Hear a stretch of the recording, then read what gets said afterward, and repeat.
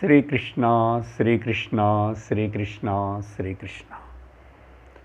गुरुर्ब्रह्मा गुरुर्विष्णुः गुरुर्देवो महेश्वरः गुरुः साक्षात् परं ब्रह्म तस्मै श्री गुरवे नमः तस्मै श्री गुरवे नमः।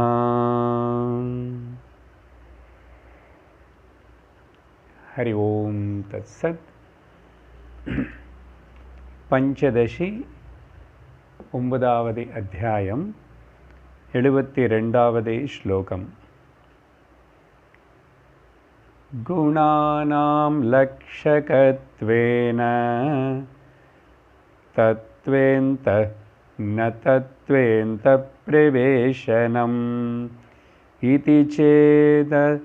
इति चेदस्त्वेवमेव ब्रह्मतत्त्वमुपास्यताम्। தியான தீப பிரகரணம் அப்படின்னு சொல்லப்படுற இந்த அத்தியாயத்திலும்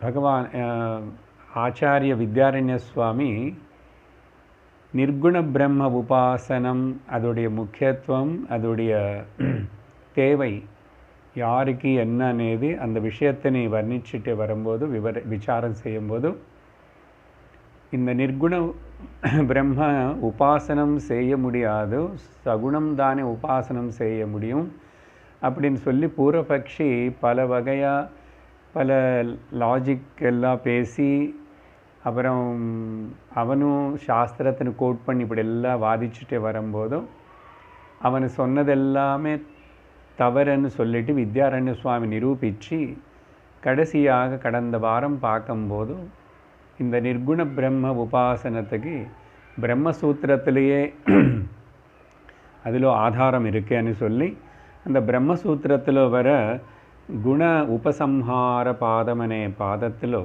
அங்கே விவரிக்கப்பட்டது అని சொல்லும்போது அங்கே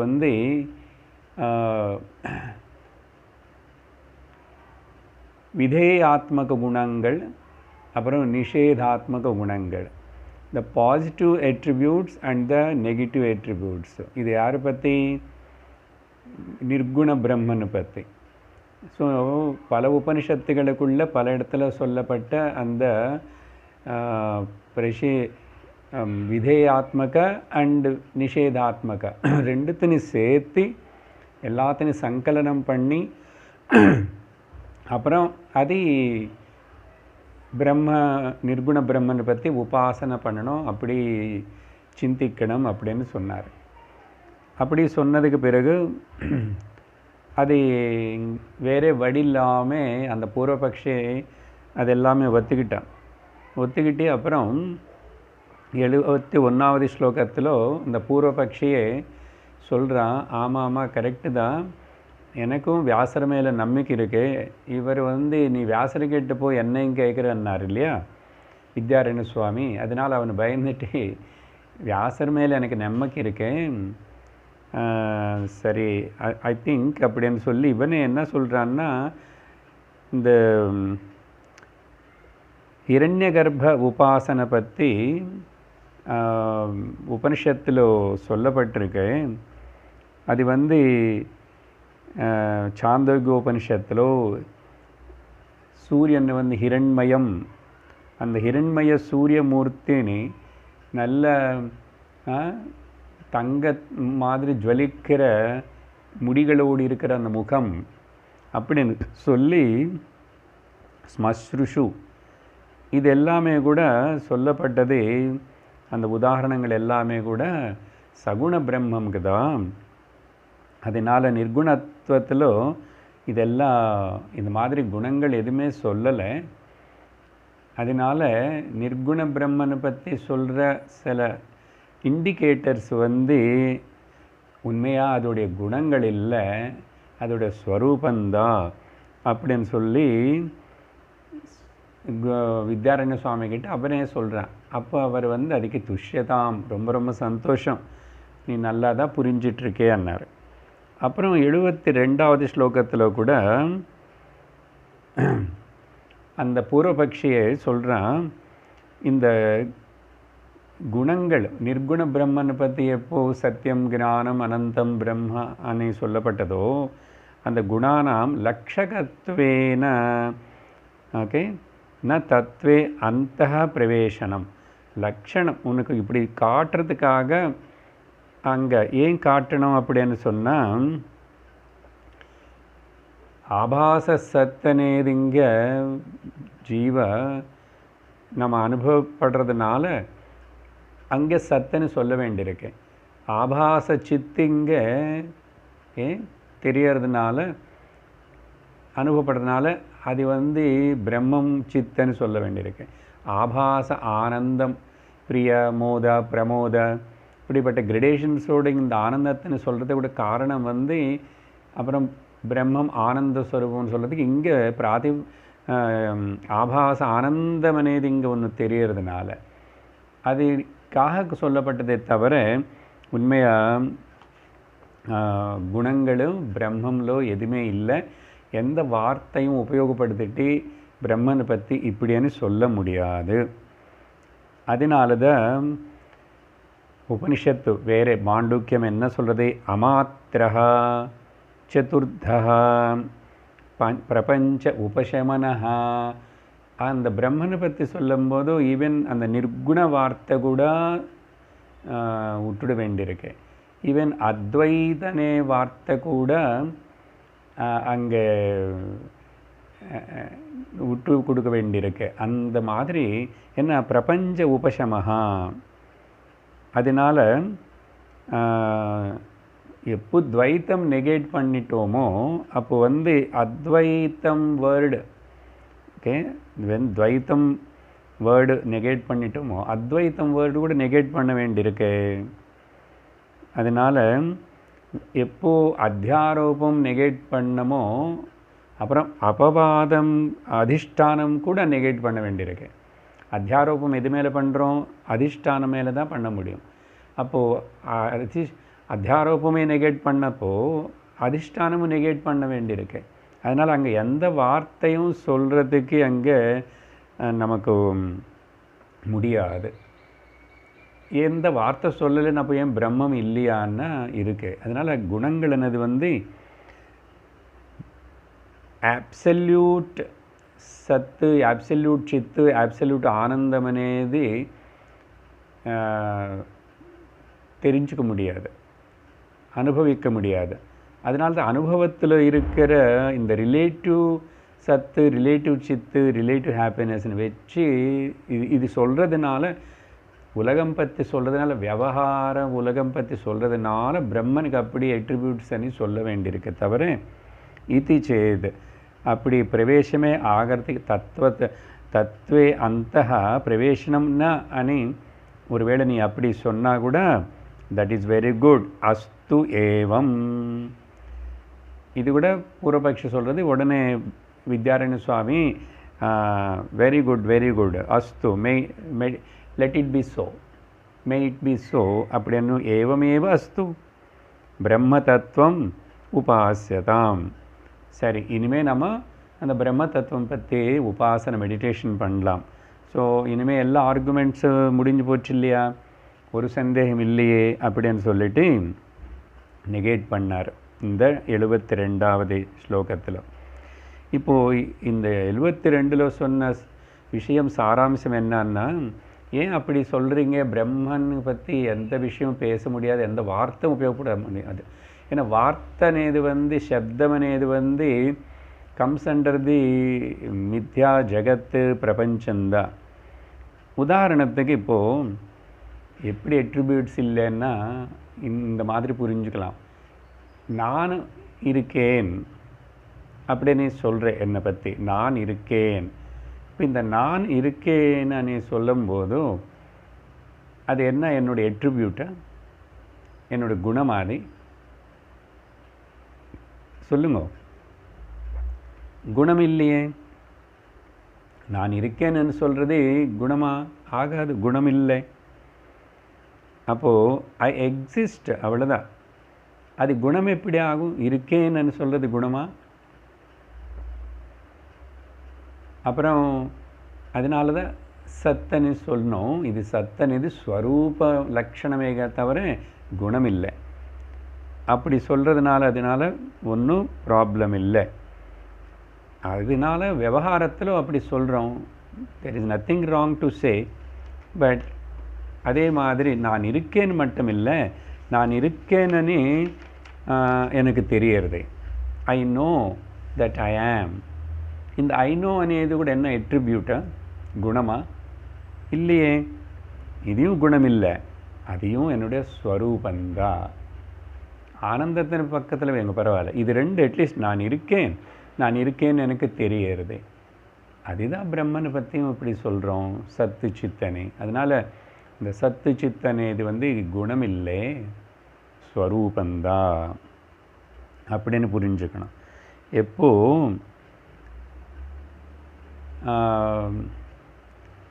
த இருட்டு அనే வேர்டே இல்லைன்னு சொல்லும் போதும் வெளிச்சத்துக்கு முன்னாடி இருட்டு இருக்க முடியுமா?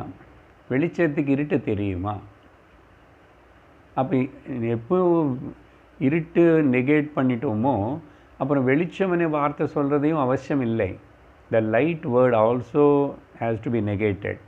ஏன்னா வேர்டு தேவையில்லை இங்கே. அந்த மாதிரி புரிஞ்சுக்கணும். சரி, வேர்ட்ஸ் எல்லாமே கூட பிகம் இர்ரெலவெண்ட், வியவஹாரியம். ஏன் ரெலவெண்ட்? அவ்யவஹாரியம். பிரம்மம் சத்தியம், அவ்யவஹாரியம். அதனால் குணங்கள் இல்லை அந்த வேர்ட்ஸ் எல்லாம் கூட. வேர்ட்ஸ் எது சொன்னால் கூட அது மித்யாதான். சரியா? வேர்ட்ஸ் மித்யா, நாட் தி பிரம்மன். பிரம்மன் மித்யா இல்லை. சரி, அதுக்கப்புறம் 73வது ஸ்லோகம் படிக்கிறோம். ஆனந்தாதிபிரஸ்தூல ஆதிபிஷ்சான்மாத்ர ஆதிபிஷ்சாத்மாத்ரலக்ஷிதः அகண்டைகரசः சோஹம் அஸ்மீத்யேவமுபாசதே. 53வது ஸ்லோகத்தில் தொடங்கின இந்த டிஸ்கஷன் இப்போ 73வது ஸ்லோகத்தில் ஆச்சாரிய வித்யாரண்யம் வைண்டப் பண்ணுறார், முடிவு செய்கிறார். என்ன சொல்கிறார்? இப்போ இங்கே பிரம்மசூத்திரத்தில் சொன்ன மாதிரி குண உபசம்ஹாரம் செஞ்சு இந்த விதமாக அதுக்கப்புறம் உபாசனை செய்யணும். குணசம்ஹாரம், குண உபசம்ஹாரம் படித்தோம் இல்லையா கடந்த வாரம்? அப்படின்னு சொல்லி இங்கே கன்க்ளூஷன் சொல்லும்போது எப்படி பண்ணணும்? அத்திர இந்த நிர்குண பிரம்ம உபாசனை அகண்ட ஏக ரசஹ ஆத்மா அப்படின்னு நினச்சி சிந்திச்சு அதில் அப்புறம் எட்ரிபியூட்ஸ் எல்லாம் சேர்க்கணும். இப்போது அகண்ட அనే வார்த்தை என்ன குறிக்கிறதுன்னு சொன்னால் சஜாத்திய விஜாத்திய பேதங்கள் எதுவுமே இல்லாத அப்படின்னு அர்த்தம். அகண்ட இந்த சஜாத்திய விஜாத்திய இந்த பற்றி இப்போ கூட பகவத்கீதை 14வது அத்தியாயம் ஆரம்பத்தில் பேசியிருக்கோம். அப்புறம் ஸோ அகண்ட அப்படின்னா சஜாத்திய விஜாத்திய பேதங்கள் இல்லை. ஏக ரசகன ஸ்வகத பேதங்கள் கூட இல்லைன்னு அர்த்தம். ஸோ சஜாத்திய விஜாத்திய ஸ்வகத பேதங்கள் எதுவுமே இல்லாத அந்த ஆத்மா மேலே லக்ஷிதா. ஓகே, லக்ஷிதா. லக்ஷிதன்னா அது குறிக்கப்பட்டது. இப்போ இந்த விதமாக தான் இண்டிகேட் செய்யப்பட்டது, தெரிவிக்கப்பட்டது. இதை பற்றி வித் பிரம்மன் இது இண்டிகேட்டட். இந்த வேர்ட்ஸ் இண்டிகேட் பண்ணுறது. இண்டிகேட்டர் எப்போ கூட இப்போது ஆரோ மார்க் வச்சதுன்னு ஒரு ஸ்ட்ரீட்டுக்கு அது ஆரோ மார்க் இங்கே இருக்கும், அது எது குறிக்கிறதோ அது அங்கே இருக்குது. அதனால தான் இந்த இண்டிகேட் பண்ண இந்த வார்த்தைகள் பிரம்மன் கூட போய் சேரலை. அதனால் அந்த வார்த்தைகளை வந்து தூரமாகவே நின்றுக்கிட்டு சும்மா இண்டிகேட் பண்ணுறது. அதுதான் முந்தாவது ஸ்லோகத்தில் கூட சொன்னோம். சரி, என்ன சொல்லப்படுறது? ஆனந்தாதிபிகி பிரம்மசூத்திரத்தில் பார்த்தோம் இல்லையா? சிலதெல்லாம் கூட குண உபசம்ஹார பற்றி சொல்லும்போது அங்கே பாசிட்டிவ், ஓகே, விதேயாத்ம குணங்களை சொல்லும்போது 3:33 பிரம்மசூத்திரத்தில் வரும்னு சொன்னோம். அதே மாதிரி அஸ்தூலாதிபிகி அப்படின்னா அதே பிரம்மசூத்திரத்தில் நிஷேதாத்மகமான இண்டிகேட்டர்ஸு அது எங்கே வந்தது? 3:3:11 வருது. 3:3:11 அதெல்லாம் இந்த மாதிரி தெரிஞ்சுக்கிட்டு நினச்சிக்கிட்டு உபாசதே அபேத உபாசனா. அபேதம்னா அந்த நிஷேதாத்மகமான குணங்களும் அப்புறம் விதேயாத்மகமான குணங்களும் அந்த பிரம்மசூத்திரனில் சொன்ன மாதிரி நினச்சிட்டு சேர்த்து அது எல்லாத்தையும் அபேத உபாசனை செய்யணும். அதனால தான் ரமணர் கூட உபதேச சாரத்தில் சொன்னார் இல்லையே, பேத பாவனாத் சோஹமித்யசௌ பாவனாபிதா அபேத பாவனி மத அபேத தியானம் பாவசூன்ய சத்பாவசுஸ்திதி அப்படி வருவார். இந்த பேத பாவனாத்து அதில் இருந்து அபேத பாவனத்துக்கு வரணும் அப்படின்னு சொல்லி இந்த விஷயத்தினை இந்த ஸ்லோகத்தோட முடிவு செய்கிறார். முடிவு பண்ணதுக்கப்புறம் இப்போது 74வது ஸ்லோகம். இந்த 74வது ஸ்லோகம் வந்து இங்கேருந்து டாபிக் வந்து டிஃபரெண்ட் ஆகிறது. ஒரு வித்தியாசமான டாபிக். ஆனால் இப்போ பேசி முடித்த இந்த நிர்குண பிரம்ம உபாசனத்துக்கு சம்மந்தப்பட்டது தான். ஆனால் இங்கேருந்து டிஸ்கஷனை வந்து வேறு டைரெக்ஷனில் வருதும். ரொம்ப இம்பார்ட்டண்ட்டான டாப்பிக்கு. இது வந்து இந்த 74 ஆரம்பித்தது 122வது ஸ்லோகம் வரைக்கும் போகும். இவ்வளோ வித்யாரண்ய சுவாமி எல்லாமே பெரிய பெரிய அத்தியாயங்கள் தானே, 122வது ஸ்லோகம் வரைக்கும். அதனால் இந்த ஸ்லோகம் முதல்ல படிக்கிறோம், அதுக்கப்புறம் விசாரணை பண்ணுறோம். போதோபாஸ்யோர்விசேஷः கஹ இதி சேத் போதோபாஸ்யோர்விசேஷः கஹ இதி சேதுச்யதே ஸ்ருணு வஸ்துதந்த்ரோ பவேத் பேதः கர்த்ருதந்திரமுபாசனம். ஸ்லோகம் அதோடைய பதங்க அர்த்தங்கள் அப்படி இருக்கட்டும். இதில் என்ன சொல்லப்படுறது, புது டாபிக் இங்கேருந்து தொடங்குறதுன்றீங்க இல்லையா, என்ன அது அப்படின்றது நான் முதல்ல சுருக்கமாக சொல்கிறேன் உங்களுக்கு. கவனமாக இங்கே கேளுங்க.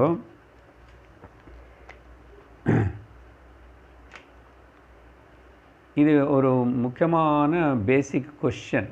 இப்போ இவ்வளோ கேட்டதுக்கு பிறகு என்னதுன்னா, நிர்குண பிரம்ம ஞானி, நிர்குண பிரம்ம ஞானம் இல்லைன்னா அந்த ஞானிக்கு இல்லை நிர்குண பிரம்ம ஞானத்துக்கு நிர்குண பிரம்ம உபாசகருக்கு இல்லை நிர்குண உபாசனக்கு என்னத வித்தியாசம்? இதுதான் டாபிக் கேள்வி. What is the difference? நிர்குண என்ன அவரும் நிர்குண பிரம்ம ஞானம், அந்த ஞானம் அபியாசம் பண்ணி ஞானி ஆயிட்டார். இந்த நிர்குண பிரம்ம உபாசனா அவருக்கு என்ன வித்தியாசம் இந்த ரெண்டுத்துக்கு? ஏன்னா நிர்குண பிரம்ம ஞானம் అనేది కూడా என்னது தாட் தானே, அதையும் மனசில் ஏற்படுற ஒரு தாட் தான் நிர்குண பிரம்ம ஞானம். அப்புறம் நிர்குண பிரம்ம உபாசன అనేది கூட தாட் தான். ரெண்டுமே எண்ணங்கள் தான். அப்புறம் ரெண்டுமே கூட சேம் தான். என்னது? மேலே சொன்ன மாதிரி இப்போ ஆனந்தாதிபிகி, ஸ்தூல சூக்ஷ்ம ஆதிபிகி, இந்த மாதிரி எல்லாம் தானே சொல்லப்படுறது. சரி, இப்போ அது ஞானம் அடைஞ்சாச்சு ஞானி அனு சொன்னதுக்கு இந்த நிர்குண பிரம்ம உபாசனை செய்கிற உபாசகனுக்கு என்னத வித்தியாசம்? அப்போது அங்கேயும் ஏகரச ஸ்தூல இதெல்லாமே இருக்குது. இவன் அப்படி தான், ரெண்டுமே தாட் ஃபார்ம் தான் அப்படின்னு கொஷன், கேள்வி. அப்புறம் அப்படி இருக்கும்போது ரெண்டும் ஒன்று தான், ரெண்டு பேருக்கு வர எண்ணம் தான். அது ஞானம் கூட தாட்டு தான், உபாசனம் தாட்டு தான். அப்போ நீங்கள் ரெண்டு பேர் கொடுத்துட்டு தேவையில்லாமல் கன்ஃபியூஸ் பண்ணுறீங்க. எதுக்கு நிர்குண பிரம்ம ஞானம் நிர்குண பிரம்ம உபாசனம்னு ரெண்டு சொல்லிட்டு தேவையா? அதனால இந்த டாபிக் அப்போ என்னது? ஞானி அண்ட் உபாசக பேத. இல்லை, என்ன சொல்லணும்? ஞான விருத்தி உபாசன விருத்தி பேதம் என்ன இருக்கா அப்படின்னு கேட்கும்போதும் இது வித்யாரண்ய சுவாமி ரொம்ப நிதானமாக slowly establish and talk about this. பல பல வகையாக நிறைய ஸ்லோகங்கள் ரொம்ப ஸ்லோலி டெவலப் பண்ணுவார். முன்னாடி அதுக்கு நான் ஜஸ்ட் என்னுடைய பதங்களை மூலமாக இதோடைய சாராம்சமாக சொல்லி வைக்கிறேன். அதுக்கப்புறம் என்ன, அந்த அத்தனை ஸ்லோகங்களை படித்து நம்ம பல வேறு ஆஸ்பெக்ட்ஸ் எல்லாம் பார்ப்போம். ஆனால் அதுக்கு முன்னாடி என்னன்னு சொன்னால், ஜெனரலில் தெரிஞ்சுக்க வேண்டியது, இந்த ரெண்டு பேருமே அண்டர்கோயிங் த ஞானி ஆல்சோ உபாசகன் ஆல்சோ ரெண்டு பேருக்கு அதே சேம் விருத்தி, சேம் விருத்தி, விருத்தின்னு தாட். அப்புறம் ரெண்டு பேருமே நாங்கள் உபனிஷத்துகள் படித்தோம், புரிஞ்சுக்கிட்டோம், உபனிஷத்துகள் சொன்னது என்னன்னு எங்களுக்கு புரிஞ்சது அப்படின்னு சொல்லி, அப்போ ரெண்டு பேருமே கூட அகம் பிரம்மாஸ்மின்னு தான் கிளைம் பண்ணுறாங்க. ரெண்டு பேரும் அகம் பிரம்மாஸ்மின்னு கிளைம் பண்ணுறாங்க. அப்புறம் ரெண்டு பேருக்கு சேம் மைண்டு தான், அப்புறம் அதே விருத்தி தான். இப்படி இருக்குல்ல. அப்புறம் டிஃபரன்ஸ் என்ன అనేది பார்க்கும்போதும்,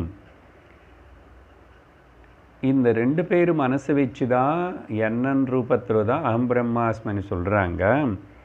ஆனால் அது சொல்லும்போதும் அந்தந்த சொல்கிறவனுக்கு உள்ள அவனுடைய எந்த விதமான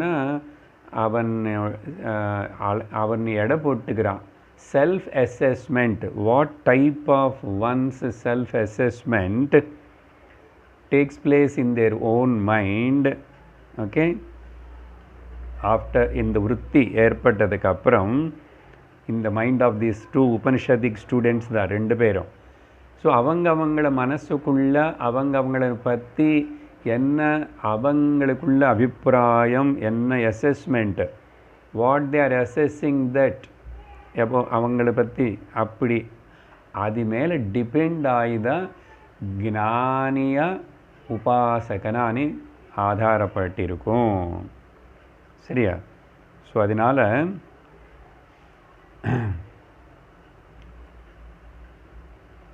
அப்படி இருக்கும்போதும் என்ன, இப்போது அந்த டிஃபரன்ஸு முதல்ல ஞானி பற்றி சொல்கிறோம். ஞானம் அப்படின்னு வந்தால் இவனுடைய செல்ஃப் அசஸ்மெண்ட் எப்படி இருக்குமுன்னா, ஞானிகளுடைய செல்ஃப் அசஸ்மெண்ட்டு, இவர் இனிமே அவர்னு சாதகனான்னு நினச்சிக்க மாட்டான், சாதனை செய்கிறேன்னு நினச்சிக்க மாட்டான், சாதனை செய்கிறதுக்கு எதுவுமே இல்லை. அதனால் இவருக்கு இந்த அகம் பிரம்மாஸ்மிய ஞானம் பரம சத்தியம், பரம சத்தியம். அது மட்டும் இல்லை, இவர் 3 ட்ரையாங்குலர் ஃபார்மேட் மனசில் இருந்தது இது முன்னாடி. ನಾನು ஜகத்து ஈஸ்வரா. இப்போ இங்கே பைனரி ஃபார்மேட்டுக்கு இவனுடைய மைண்டு செட்டப் ஆகிடும். ட்ரையாங்குலர் ஃபார்மேட்டில் இருந்தது. ட்ரையாங்குலர் ஃபார்மேட் என்ன? நானும் ஜகத்து ஈஸ்வரா, நான் ஈஸ்வரன் கிட்ட பிரார்த்திக்கணும், ஈஸ்வரன் கண்ட்ரோல் பண்ணுறாரு, ஈஸ்வரன் தான் ஜகத்துன்னு எல்லாத்தையும் சமமாக நடத்த வைக்கிறாரு, அதனால் நான் அந்த ஈஸ்வரனுக்கு சரணாகதி அப்படின்னு அந்த ஈஸ்வரன் நடுவில் வச்சுக்கிறோம். ஆனால் பைனரி ஃபார்மேட்டுக்கு வரும்போது 3 கிடையாது, 2 தான் இருக்கும். என்னன்னா சத்தியமான அகம் நானும், மித்யான அனாத்மா. சத்தியமான அகம் ஆத்மா நானும் அண்ட் மித்யான அனாத்மா 2 தான் பைனரி ஃபார்மேட். இப்போ இதில் வந்ததுனால இனிமே இவன் என்ன சொன்னோம், சாதனை செஞ்சு வரப்போகிற காலத்தில் அதுக்கப்புறம் அடையணும், நான் இன்னும் அடையலை, எனக்கு இன்னும் கொஞ்சம் நாள் ஆகும்.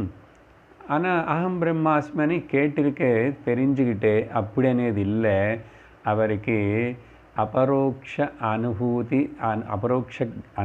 ஞானம் அதுக்கு வந்ததுக்கப்புறம் இனிமே ஆத்மா சத்தியமான நானும், இனிமேல் அனாத்மான மித்யா சரீரம் மனசு ஜகத்து அதுக்கு சம்பந்தப்பட்ட பொசிஷன்ஸு ரிலேஷன்ஸ் இது எல்லாத்துக்கும் எது என்ன ஆனால் கூட இவர் கவலைப்பட மாட்டார். அதனால் இவர் ஒரு டிஸ்டர்பன்ஸ் இருக்காது.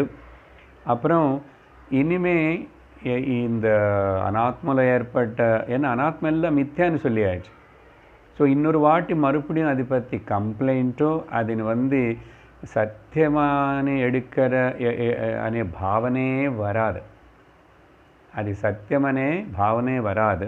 அதனால் அப்போது ஆனால் விவகாரம் ஏதோ பண்ண மாதிரி இருந்தால் கூட ஒருக்காகவும் அவருடைய ஸ்வரூபஸ்திதி அசையவே இல்லை. அப்படி இருக்கிற மனோநிலை இது யாருக்கு வெளியில் சொல்லி டிஸ்கஸ் பண்ணுற விஷயம் இல்லை. அவனுக்கு தெரியணும். இவ்வளோ நாள் சாஸ்திரம் கேட்டிருக்கோம், தைரியமாக இப்போது அகம் பிரம்மாஸ்மி అనేది இட் இஸ் எ சத்தியம் ஃபார் மீ, ஃபேக்ட். இது ஏதோ சாஸ்திரம் சொல்கிறதுனால நான் ஒத்துக்கிறேன் இதில்லை. ஸோ இந்த மாதிரி ஒரு த செல்ஃப் அசஸ்மெண்ட் பேக்ரவுண்ட் இருக்கிறது. இன்னும் மேலும் சொல்லணும்னா அதுக்கு பிறகு இவர் இந்த கன்வென்ஷனல் ப்ரேயர்ஸ் அப்படின்னா சாதாரணமாக இது முன்னாடி ட்ரையாங்குலர் ஃபார்மேட்டில் இருக்கும்போது மனசு ட்ரையாங்குலர் ஃபார்மேட்னு ஞாபகம் இருக்கா, நானும் ஜெகத் ஈஸ்வரா, ஈஸ்வர ஜெகத் 3 இருக்கு அப்படின்னு சொல்லிட்டு இந்த இருக்குது. இப்போது அந்த ட்ரையாங்கிள் 3த்துலேருந்து 2த்துக்கு வந்ததுனால இனிமேல் இது முன்னாடி இவனுக்கு இப்போ இங்கே தர்மம் அనే விஷயமே இங்கே சம்பந்தம் இல்லை. அப்படின்னு அதர்மமாக இருப்பான்னு கேட்கக்கூடாது. அது எல்லாத்துக்கும் இது முன்னாடி பதில் சொல்லிட்டோம். அதர்மமாக இருக்க மாட்டான், ஆனால் தர்மமாக இருந்து தர்மம் ஏதோ செஞ்சுதான் அப்படின்னு இல்லை. இது முன்னாடி சொல்லிட்டு இருக்கிற சாதாரண ஒரு நாளில் நிறைய அந்த ப்ரேயர் இந்த ப்ரேயர் அது இது சொல்கிறது எல்லாம் பண்ணுவானா, இப்பவும் பண்ண மாதிரி இருந்தால் கூட இது லோக ஹிதத்துக்காக தவிர அவருக்கு இன்னொரு இந்த மாதிரி ப்ரேயர் சொல்கிறதுக்கு யாருக்கிட்ட சொல்லுவான். ப்ரேயரு வேர்ட்ஸு, ப்ரேயரு ஈஸ்வரா, ஜகத்து, சரீரம், மனசு, உறவுகள், விவகாரம் மொத்தம் அனாத்மா மித்யா. அப்படி இருக்கும்போது இனிமே அந்த பழக்கம் அந்த வாசனை இருந்தது இது முன்னாடி. இவன் இப்போ அந்த ட்ரையாங்குலர் ஃபார்மேட்டில் இருக்கும்போது அந்த வாசனை திருடமாகிடுது. அது பண்ண ட்ரையாங்குலர் ஃபார்மேட் திருடமாகும் தவிர இப்போ வேதாந்தம் படித்ததுக்கப்புறம் பைனரி ஃபார்மேட்டுக்கு வந்ததுனால இப்போ இவன் அந்த கன்வென்ஷனல் நார்மலாக செய்கிற இந்த ப்ரேயர்ஸ் இது எல்லாமே கூட தைரியமாக விட்டு கொடுப்பான். ஜாகிரதை புரிஞ்சுக்கணும். ஏன் அப்படி சொல்கிறீங்க, நீங்கள் தானே பாகவதம் பேசுகிறீங்க, பக்தி பேசுகிறீங்க அப்படின்லாம் சொல்லி இங்கே கேட்கக்கூடாது. I am talking from the stand point of the pure knowledge, the assimilation of the knowledge. ஞானம் நல்ல நம்ம சொந்தம் ஆயிடுத்தன்னா அது நானேவாக தான் இருக்கேன்னா அந்த ஞான நிஷ்டலை இருக்கிற ஞானி பற்றி சொல்கிறோம். அதனால இவர் அப்படி இருப்பார். இது ஞானி விருத்தி தானேன்னு கேட்டியே இல்லை பதில். ஆனால் இவருடைய செல்ஃப் அசஸ்மெண்ட் அப்படி இருக்கு. இனிமே அதுக்கப்புறம் இவர் செய்கிற சாதனான்னு ஏதாவது இருக்குது அப்படின்னு சொல்லணும்னா இந்த ஞானிக்கு மட்டும்தான் சொல்லலாம். இவனுக்கு இந்த நிதித்தியாசனம் అనేది சாதனை இல்லை. அது அவருடைய செல்ஃப் அபைடன்ஸ்னு ரீகன்ஃபர்ம் பண்ணிக்கிட்டே இருக்கிறதுக்கு பேர் நிதித்தியாசனம் தவிர இல்லை. ரீகன்ஃபர்மனு கூட எதுக்குன்னா சார் சந்தேகமாக இருக்கா, ஏன் ரீகன்ஃபர்மன்னு கேட்பீங்க. அப்படி இல்லை. இவருக்கு நிதித்தியாசனம்னா ஒரு celebration. He just enjoying his own state by doing the nididhyasanam. அதனால தான் இந்த உபாசகனு செய்கிற தியானம் வேறு, நிதித்தியாசனம் வேறு. அதான் புரிஞ்சுக்கணும். அப்போது நிதித்தியாசனம் అనేది ஏதோ நம்ம பொதுவாக சத்சங்கத்தில் பல இடத்துல சிரவணமான நிதித்தியாசனம் అని எல்லா இடத்துலும் பாகவத்தில் சொல்லுவோம், எல்லா இடத்துலும் சொல்லுவோம். நம்ம என்னமோ அப்படியே தள்ளிட்டு போயிட்டு இருக்கோம். நிதித்தியாசனம் అనేది it is not normal meditation தியானம், but it is a celebration of that ஞானி who abided in that knowledge. He reveals himself in that. அது கூட பண்ணணுமான்னு அவருக்கு அவசியம் இல்லை, பண்ணுவார். அப்படிப்பட்ட ஒரு அந்த நிலை நிதித்தியாசனம்.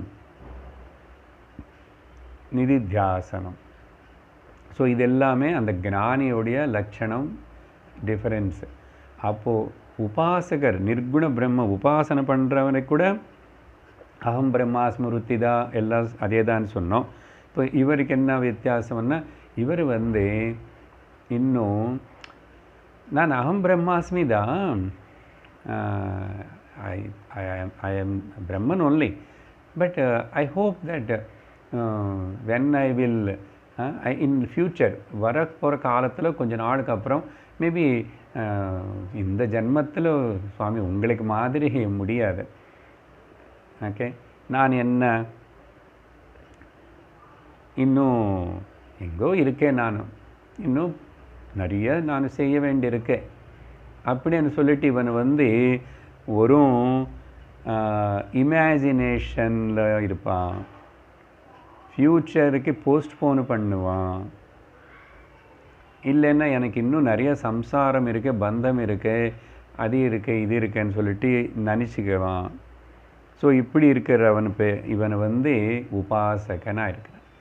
அப்படின்னா இவனுக்கு அகம் பிரம்மாஸ்மி is not a fact, but fact ஆமாம் குரு சொன்னார், ஆனால் எனக்கு அது பூர்ணமாக சத்தியமான எனக்கு அனுபவமாக இல்லை. அதனால் என்ன இருக்குது, இமேஜினேஷனாக இருக்கு. ஸோ இதுதான் இவங்க ரெண்டு பேருக்கு நடுவில் இருக்கிற டிஃபரன்ஸு. நான் கொஞ்சமாக தான் சொல்லியிருக்கேன் சுருக்கமாக.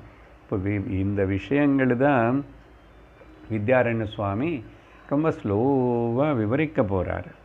இப்போது ஸ்லோகத்தோட அர்த்தம் பாருங்கோ. முதல் எங்கே எடுத்துக்கிறோம், போதஹ. போதஹன்னா ஞானம் விருத்தி ஈஸ் போதம்.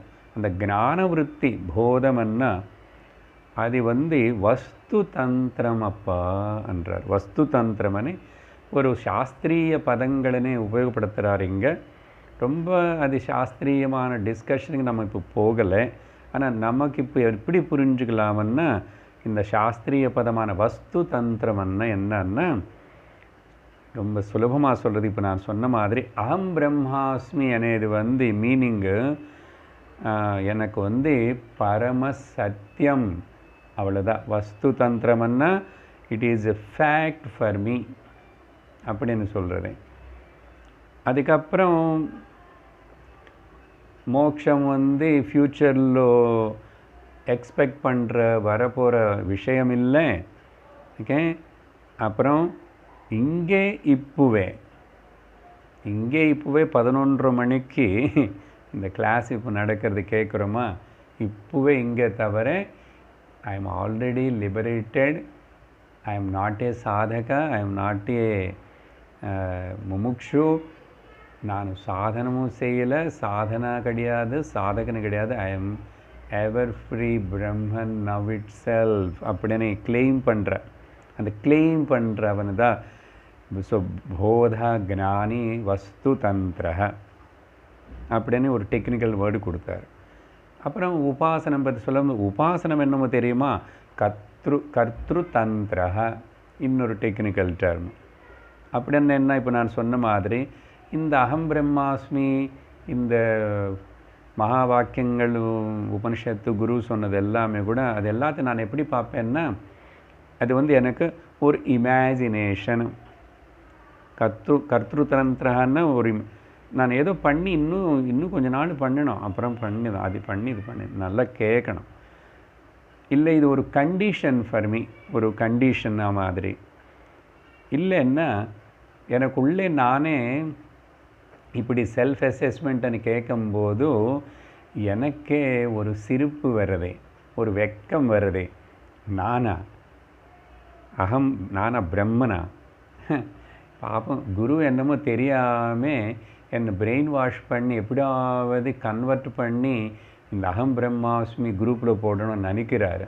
அவருக்கு என்ன தெரியும் நான் எவ்வளோ எப்படிப்பட்டவன் என்னன்னு அப்படின்னு சொல்லிட்டு உள்ள அது கேட்கும்போது நம்மளுக்கு சொல்லிக்கும்போது ஒரு கூச்சம், ஒரு சிரிப்பு வரும் உள்ளக்குள்ள. அதனால தான் அமைதியாக சாந்தமாக உட்காந்து இப்படி நம்மளை கேட்கணும். உண்மையாக எனக்கு இந்த ஞானம் எசிமுலேட் ஆகிடுதா, என்ன நானும் எஸ்டிமேட் பண்ணி எடை போட்டு இப்போ கேட்ட என்ன நான் அப்படின்னும் போது இவனும் அந்த நிலையில் இல்லைன்னா இது வந்து ஒரு ஜஸ்ட் ஏ பிரெயின் வாஷ். எல்லா கிளாஸில் இதே சொல்லி சொல்லி சொல்லி சொல்லி அத்வைத்தம் அத்வைத்தம் எப்படியோ எதுக்கோ இதில் மாட்டிக்கிட்டேன். இல்லை இது என்னமோ ருச்சிக்கிறது வந்துட்டுருக்கேன். அவங்க சாஸ்திரம் வந்து குரு பிரெயின் வாஷ் பண்ணுற மாதிரி சொல்கிறார். சரி, குருக்காகனு சாஸ்திரத்துக்காக இப்போது நான் அகம் பிரம்மாஸ்மி தான், பட் அந்த பட்டு வந்துகிட்டே இருக்கும். ஓகே, ஐ ஹோப் தட் சீக்கிரமாகவே நானும் கூட இன்னும் ஒரு ஜன்மத்துக்குள்ளே அப்புறம் இதெல்லாம் கேட்டு முடிச்சதுக்கப்புறம் இப்படினே அந்த போஸ்ட்போன் பண்ணிவிட்டு இன்னும் கூட கொஞ்சம் அனாத்மா விஷயங்களை இப்படி தாக்குதல் அட்டாச்மெண்ட்டில் இருந்துட்டு இப்படி சிந்திக்கிறானே, இவனை வந்து அந்த உபாசனை வந்து கர்த்திருத்தந்திரமாக இருக்கே. அதனால் ஸோ இந்த மாதிரி இருக்கிறது, இந்த ரெண்டு டிஃபரன்ஸ் இருக்கப்பா. ஓகே, அதனால் நான் ஐ ஹோப் வர காலத்தில் நான் லிபரேட்டட் ஆகிடுவேன். ஓகே, அப்படின்னு சொல்கிறாரு இந்த ஸ்லோகத்தில். அப்படி சொல்லும்போதும் அதுதான் இங்கே கேள்வி இதில் இருக்கே, போதா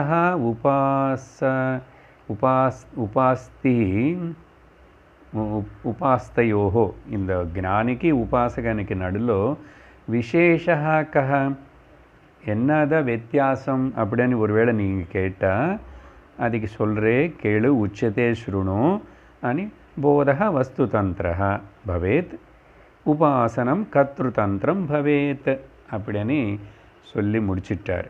இப்போது இந்த ஸ்லோகம் வந்து சூத்திரபூத ஸ்லோகம்.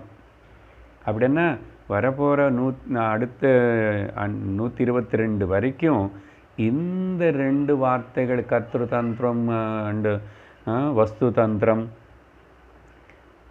இந்த இமேஜினேஷனு கண்டிஷன் என்ன, அங்கே வந்து அவர் வந்து ஃபேக்ட், இந்த ரெண்டுத்தினே இன்னும் பல பல பல பல வகையாக இதோடைய எலாபரேஷன் தான், காமெண்ட்ரி தான் வரப்போகிற ஸ்லோகங்கள்.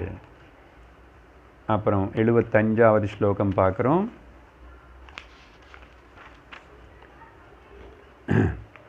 விசாராஜ்ஜாயதே போதஹ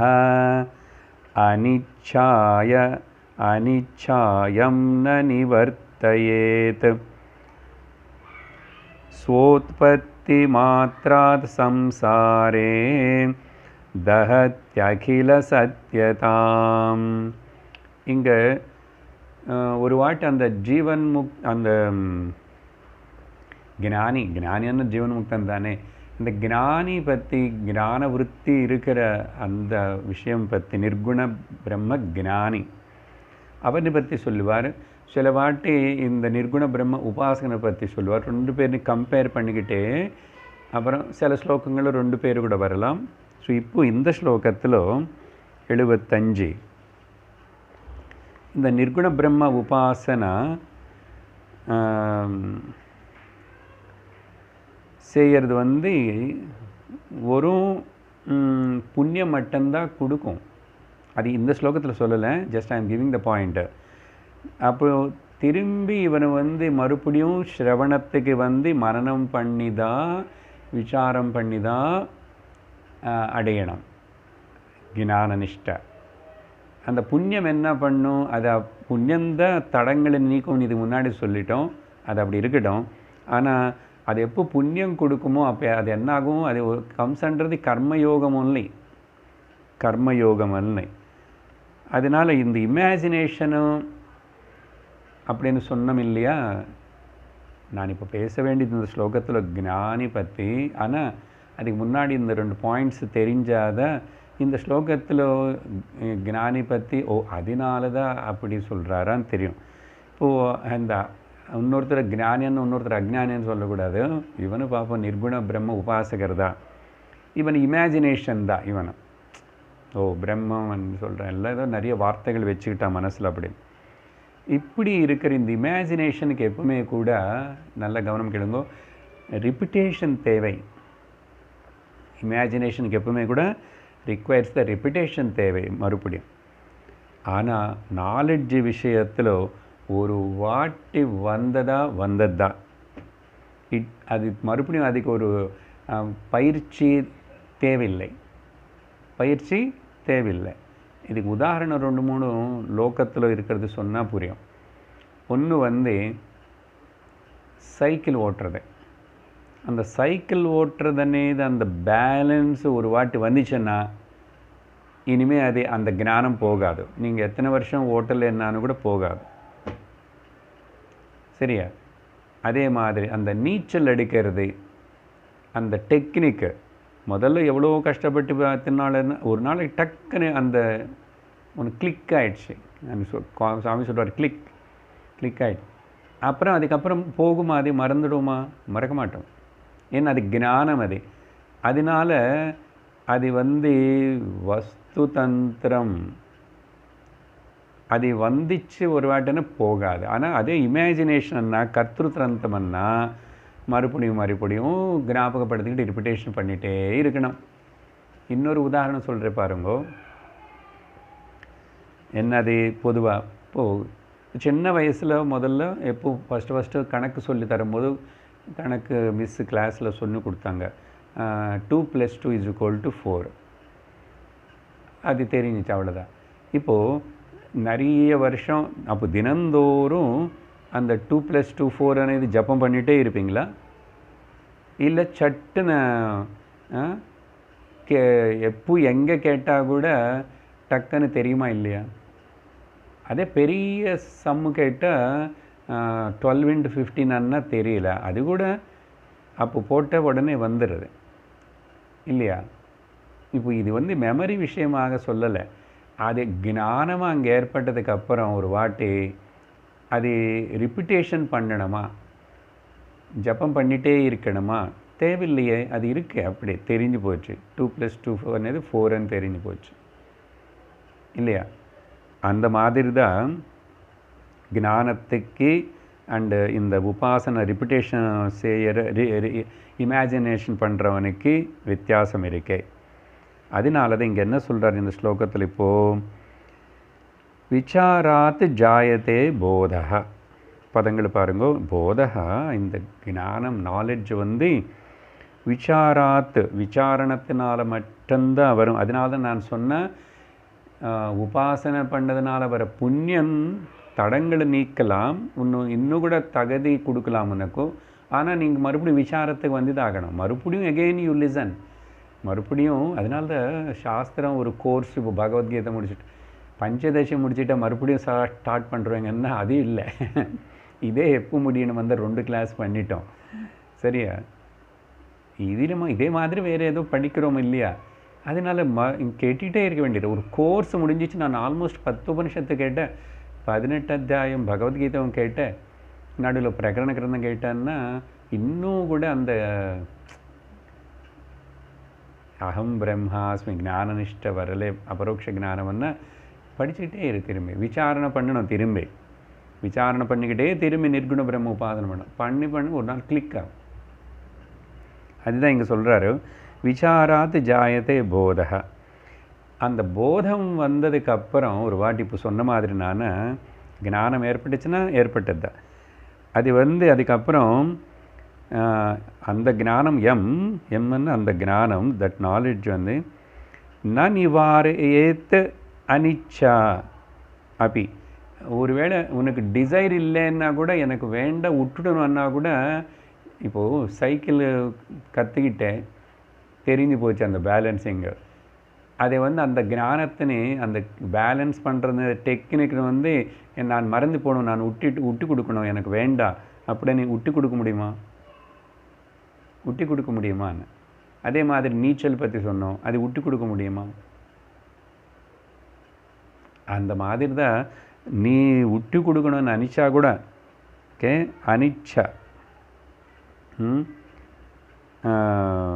உனக்கு இஷ்டம் இல்லைன்னா கூட, உனக்கு பிடிக்கலன்னா கூட அது நீங்கள் நீக்க முடியாதுன்னா நிவாரியேத், ஓகே, கெனாட் பி டினைடு.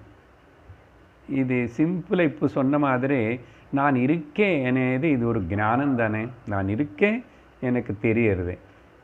இது டினை பண்ண முடியுமா?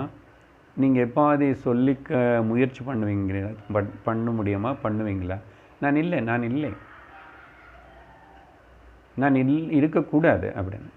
நான் பாடி லெவலில் பேசலை, பண்ண முடியாது. என்ன, அது நித்திய பிரகாசிச்சிருக்கிற ஸ்வயம் பிரகாசம் அனுபவம்.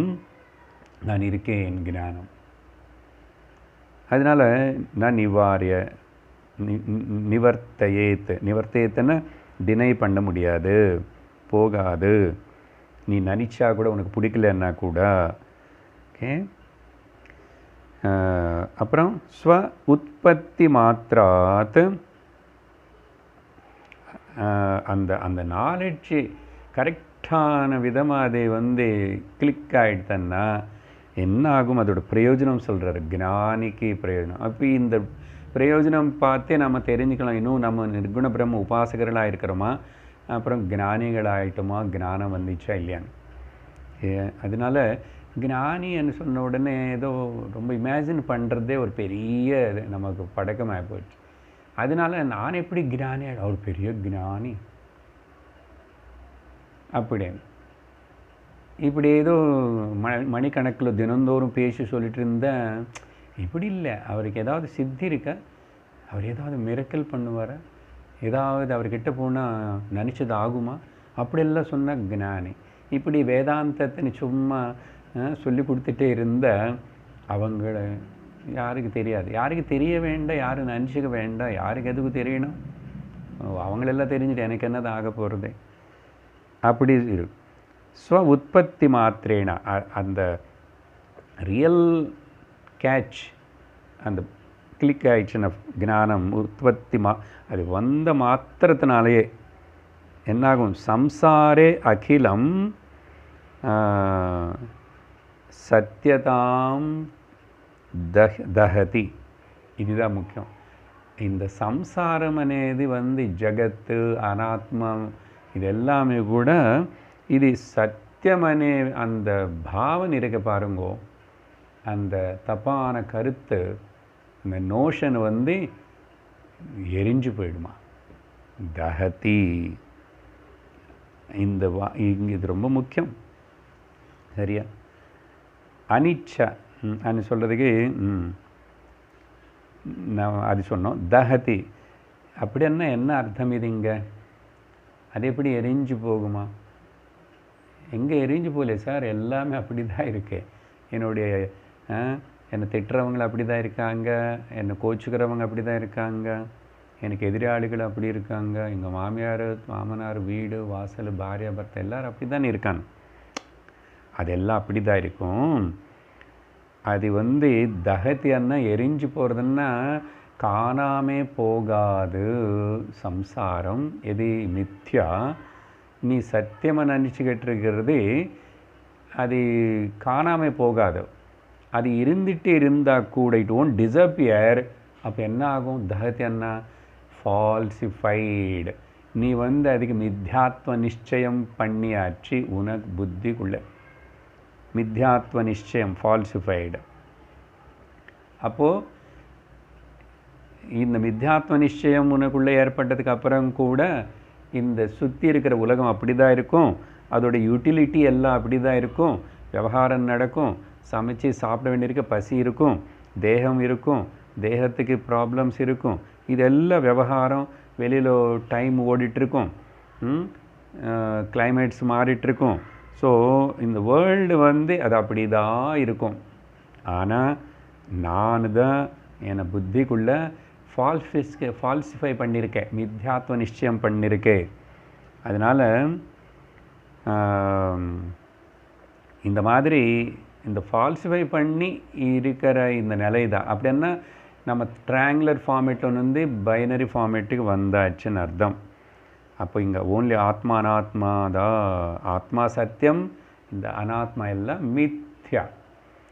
இப்போது இதுக்கு உதாரணம் பலது சொல்லிட்டோம் இதுக்கு முன்னாடியே. இப்போ சாஸ்திரம் அனுபவம்ல இருக்கே, சாலிடாக இப்படி தெரியறதே, இது எப்படி மித்யான்னு சொல்லிட்டு நான் சும்மா இருக்க முடியுமா? சும்மா இருக்கிறதுன்னு அர்த்தம் என்ன? உள்ள அசங்காமே இரு, அசங்கனாயிரு. மாதிரி இங்கே ஒன்றும் வெளியில் மாறாதா சுவாமி? மாறாது. அது மாறினாயின்னா மாறலைன்னா அதெல்லாம் மித்யான்னு சொல்லு. அது இல்லை, அது சொல்லு இருக்கிற மாதிரி காணப்படுறது. எப்படி? இதோ எத்தனை வாட்டி சொன்னோம். இப்போது காணல் நீர் இல்லை, ஆனால் காணப்படுறது. ஸோ சாஸ்திரம் பிரமாணம், ஓகே, நாட் பிரத்யக்ஷ பிரமாணம். பிரத்யக்ஷமாக பிரமாணமாக இருக்கிறது எல்லாமே சத்தியம் இல்லை. அதுக்கு தான் இந்த உதாரணம். சாஸ்திரம் என்ன, சயின்ஸு சொல்கிறது அங்கே இல்லை, ரிசர்ச் பண்ணி பார்த்தா காணல் நீர் இல்லை, ஆனால் காணப்படுறது. இல்லாமல் காணப்படுறது பேர் தான் காணல் நீர். பல உதாரணம். அப்படியே ஆகாயத்தோட நீலவர்ணம், ஆகாயத்துக்கு நீலவர்ணம் இல்லைன்னு சாஸ்திர பிரமாணம், சயின்ஸ் பிரமாணம். ஆனால் பிரத்யக்ஷமாக பிரமாணம் இருக்கிறது. அதனால தான் பிரத்யக்ஷமாக உலகம் இருக்குன்னு தெரிஞ்சிட்டு இருந்தால் கூட ஞான பிரமாணம் சாஸ்திர பிரமாணம் படி பார்க்கும்போது அது இல்லை. அப்போது காணல் நீர்னு எப்படி ஃபால்சிஃபை பண்ணியிருக்கேன், ஆகாயத்தோட நீலவர்ணத்தை எப்படி ஃபால்சிஃபை பண்ணியிருக்கேன். அப்புறம் பூமி பிரத்யக்ஷமாக பார்த்தா நிந்திருக்கேங்க. என்னோடய அனுபவம் எங்கே சுற்றுறது, அது சுற்றிட்டு நான் கீழே விடணும் இல்லையோ, பஸ் எல்லாம் விடணுமே, மலைகள் எல்லாம் விடணுமே, ஒன்றும் விடலையே, எல்லாம் அப்படி தான் நின்றுருக்கு. பிரத்யக்ஷ அனுபவம் என்ன, எர்த் இஸ் ஸ்டேஷ்னரியாக இருக்குது. ஆனால் சாஸ்திர பிரமாணம் என்ன, சயின்ஸு, உலகம் எர்த்து ரொட்டேட் ஆகிட்டே இருக்கு, பயங்கரமாக ரொட்டேட் ஆகிட்டுருக்கு. ஆனால் யாருக்கு இது அனுபவப்படுறது இல்லை, ஆனால் அனுபவப்படுறது வேறு. அதே மாதிரி தான் இது பிரத்யக்ஷமாக இது உலகம் மித்யானா கூட காணப்பட்டுகிட்டே இருக்கும். நீ புத்திக்குள்ளே மித்யாத்வ நிச்சயம் பண்ணி நிம்மதியாக இருக்கணும், அவ்வளோதான் அப்படின்னு சொல்லிட்டு அந்த விஷயம் சொன்னார். ஸோ ஞானி செய்ய வேண்டிய விஷயம், ஞானத்தோட பெருமை. அது ஒரு வாட்டி வந்ததுன்னா அதுக்கப்புறம் நீ வேண்டான்னா கூட அது போகாது, அது உனக்கு பிடிக்கலன்னா கூட அது அப்படி தான். அடுத்தது 66 இந்த நாலேஜ் புத்தியில் ஏற்பட்டு அதுக்கப்புறம் இன்னும் என்ன பிரயோஜனம், என்ன ஏற்படணும், அந்த ஜீவன் முக்தி நிலை ஸ்டேட் வரும் இல்லையா, அது என்ன, தாவதா கிருதகிருத்யஹ தாவதா கிருதகிருத்ய சன் நித்ய திருப்திமுபாகதஹ जीवन्मुक्तिमनुप्राप्य प्रारब्धक्षयमीक्षते. இது கூட அந்த ஞான ஸ்திதி ஞானனுடைய நிலை பற்றி தான் சொல்கிறார். அதனால தான் ஜீவன் முக்தி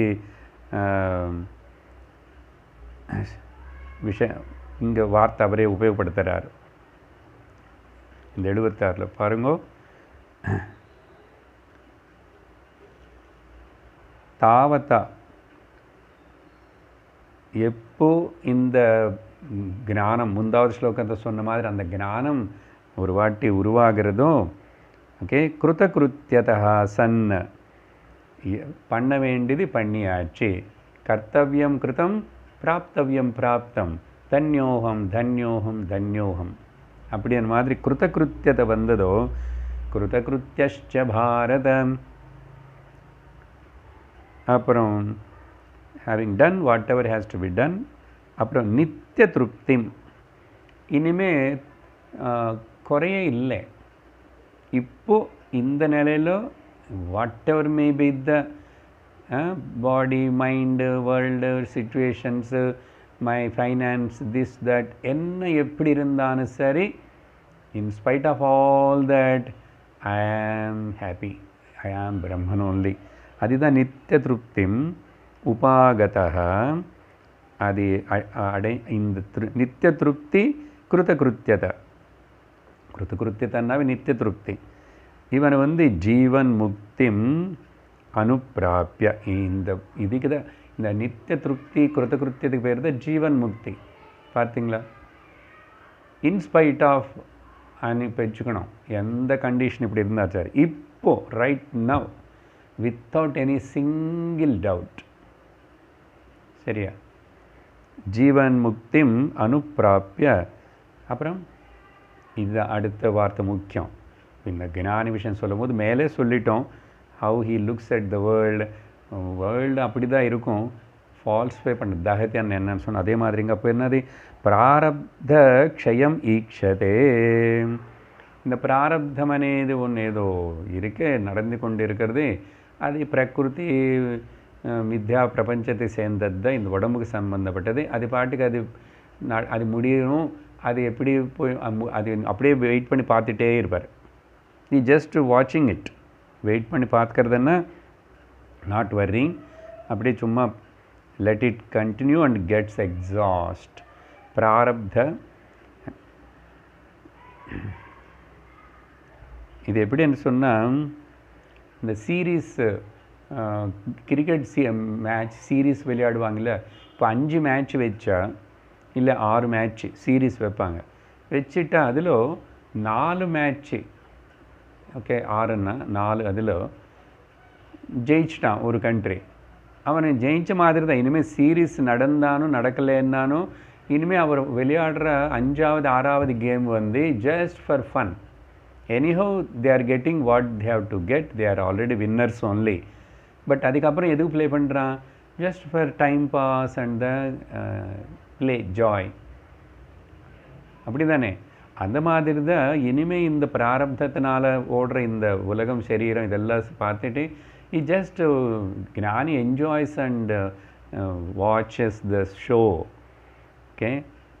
அப்புறம் இது வாட்ச் பண்ணும்போது no worry about any thing, அந்த வரி இல்லாமல் இருக்கிறது நித்திய திருப்தான்னு சொன்னார் இல்லையா ஜீவன் முக்தி நிலைக்கு. அதுக்கு என்னன்னா, இந்த 3 சரீரங்களுக்குள்ளே வர 3 வகையான ஜுவரங்கள், இந்த ஸ்தூல உடம்புக்கு வர ஜரம், காரண சரீரம், சூக்ஷ்ம சரீரத்துக்கு இங்கே பஞ்சதசியில் படித்தோம். 3 விதமான ஜுவரங்கள் இருக்காம இதுக்கு. அது இருந்துகிட்டே இருக்கும், அது ஃபுல்லாக அது க்யூர் ஆயிடுச்சுன்னதே கிடையாது. அப்போது அது அந்த ஜுவரத்தை பார்த்து அனுஜ்வரம் படாமல், அனுஜ்வரம் அப்படின்னா ரியாக்ட் ஆகாமல், அதை பற்றி கவலைப்படாமல் இருக்கிற அந்த அனுஜ்வரத்தை வந்து நிவృత్తి. அப்புறம் ஜுவரம் అనేది ஃபால்ஸ்ஃபை பண்ணுறது. அப்படின்னா 3 சரீரங்கள் ஃபால்ஸ்ஃபை பண்ணால் ஜுவரம் ஃபால்ஸ்ஃபை பண்ணியாச்சு. அந்த 3 சரீரங்களுக்கு வர ஜுவரத்தினால இவன் அனுஜ்வரம்னா எகெயின் எக்ஸைட் ஆகி ரீரியாக்ட் ஆகிறது இல்லாமல் இருக்கிறது பேர் ஜீவன் முக்தி. அப்புறம் இந்த பிராரப்தம் வந்து க்ஷயமீக்ஷதே. இவர் ஓன்லி ஒரே ஒரு எக்ஸ்பெக்டேஷன் என்ன இருக்குமான்னு இது கூட எக்ஸ்பெக்டேஷன் சொல்ல முடியாது. திங் இஸ்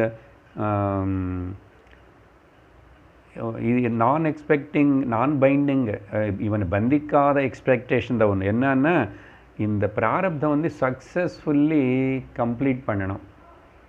சக்ஸஸ்ஃபுல் என்ன ஆனாலும் சரி, சிக்ஸர்ஸ் வரட்டும், பவுண்ட்ரிஸ் வரட்டும், க்ளீன் போல்டு ஆகட்டும், என்ன ஆனாலும் சரி, இந்த பிராரப்தத்தினே ரொம்ப சக்ஸஸ்ஃபுல்லாக கம்ப்ளீட் பண்ணுறதானே இது மட்டும் ஒரு எக்ஸ்பெக்டேஷன் இருக்கும்.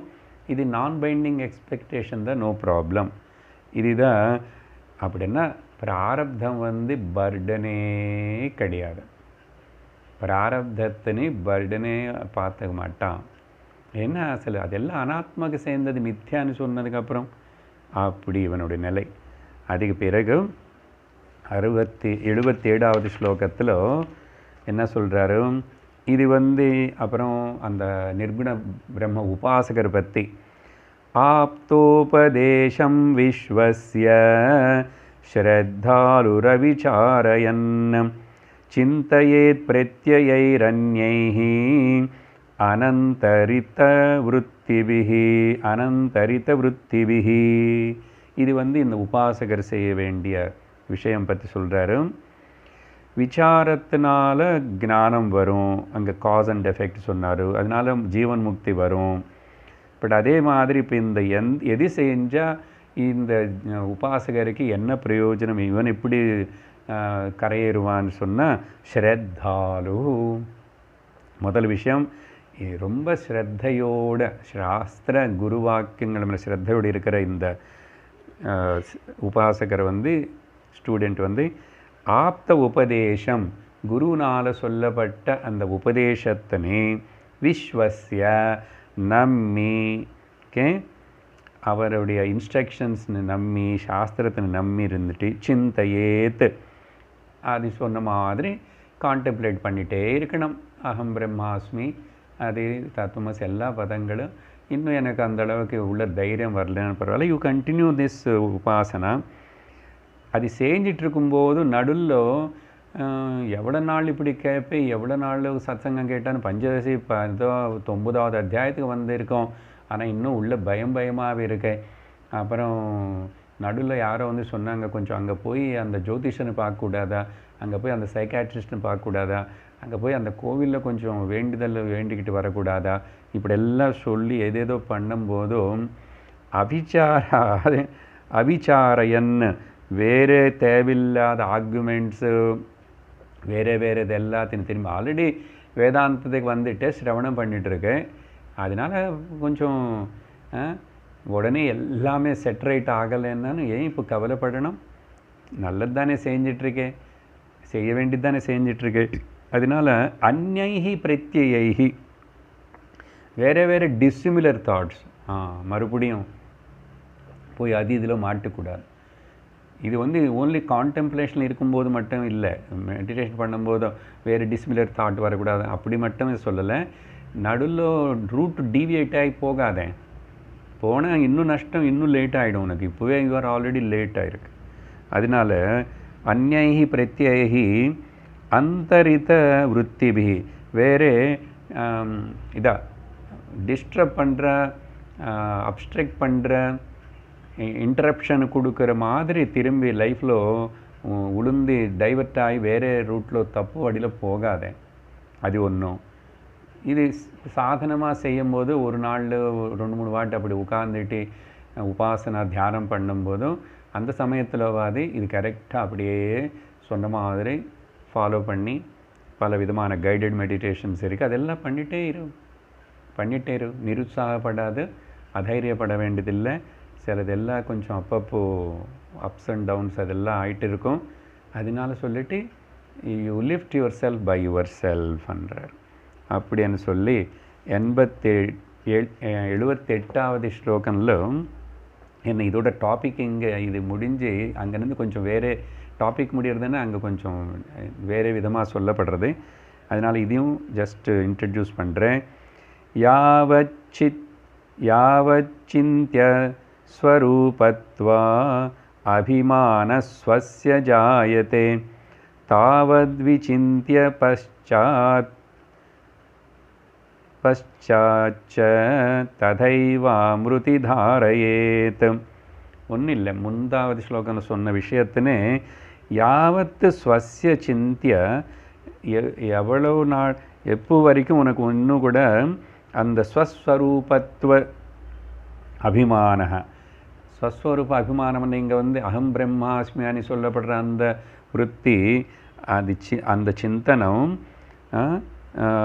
அது மேலே ரொம்ப கிளியர் ஃபேக்ட்னு சொல்லி அது நானும் அனுபவம் வர வரைக்கும் ஜாயத்தே தாவத்து அப்பு வரைக்கும். அப்படின்னா அந்த அகம் பிரம்மாஸ்மினது எனக்கு ஃபேக்ட் அப்படின்னு நான் எஸ்டிமேட் போட்டு நான் நினச்சிட்டேன் அப்பு வரைக்கும். ஓகே, விசிந்திய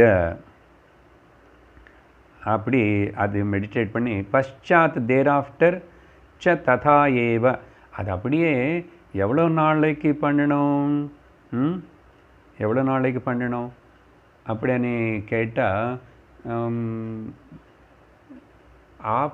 ஆமரண பரியந்தம் ஆமிருதி தாரையேத், மரண சமயம் வரைக்கும் இப்படியே பண்ணிகிட்டே இருந்தேன்.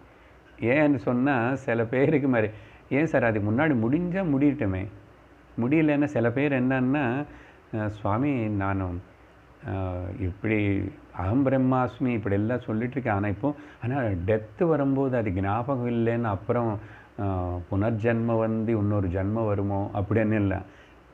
ஐ நோ தட் ஐ ஆம் பிரம்மன் ஒன்லி, பட் அப்படியா பாருங்க, ஐ நோ தட் ஐ ஆம் பிரம்மன் ஜோக் பாருங்க.